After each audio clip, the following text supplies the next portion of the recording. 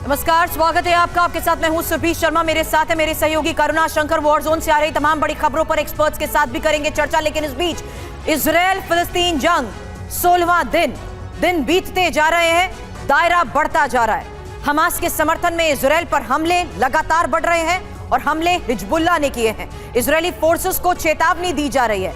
Hezbollah की तरफ से क्या कहा गया सुनिए। गाजा आईडीएफ की कब्रगाह बनेगी।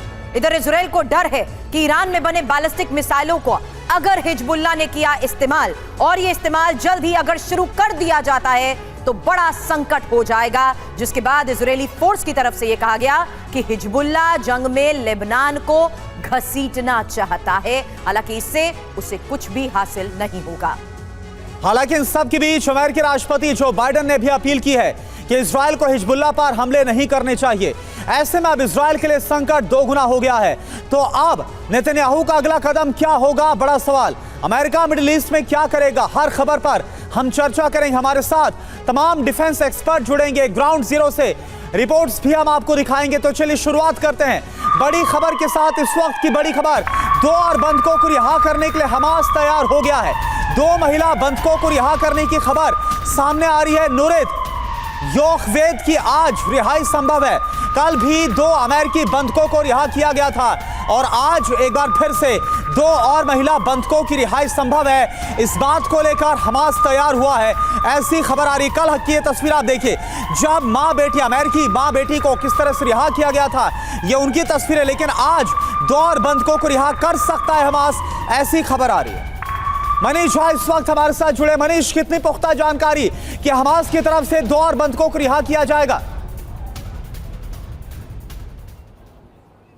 बिल्कुल करुणा, देखिए हमास के एक्शन का तीसरा चरण शुरू हो गया है।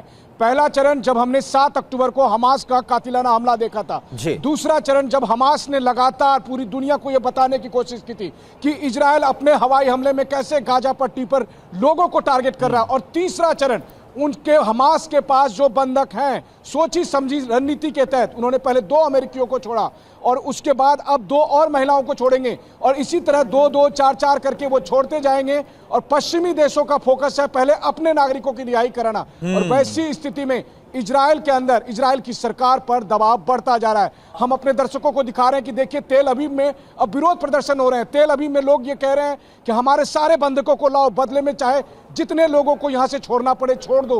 इस तरह के दबाव के बीच अब आईडीएफ मजबूर है, क्योंकि आईडीएफ को ग्राउंड ऑपरेशन करने के लिए हरी झंडी नहीं मिल रही है। सरकार पर दबाव है कि पहले अमेरिकन और यूरोपियन नागरिकों को छुड़ाया जाए। और वैसी स्थिति में क्या होगा, जो इजरायली सिविलियन है उनका नंबर बाद में आएगा और इजरायली सैनिक जो हैं उनका नंबर तो बहुत बहुत बाद में आएगा। और बंधकों की रिहाई के नाम पर इजरायल ना तो ग्राउंड ऑपरेशन करने जाएगा और ना ही उतनी तेजी गति से ग्राउंड ऑपरेशन के तहत की गई ये पोजीशनिंग का ही क्या असर है मनीष? ये भी एक सबसे बड़ा सवाल है। आपके पास आती हूं क्योंकि इजरायल को हिजबुल्लाह की बड़ी वार्निंग को लेकर अगली बड़ी खबर है।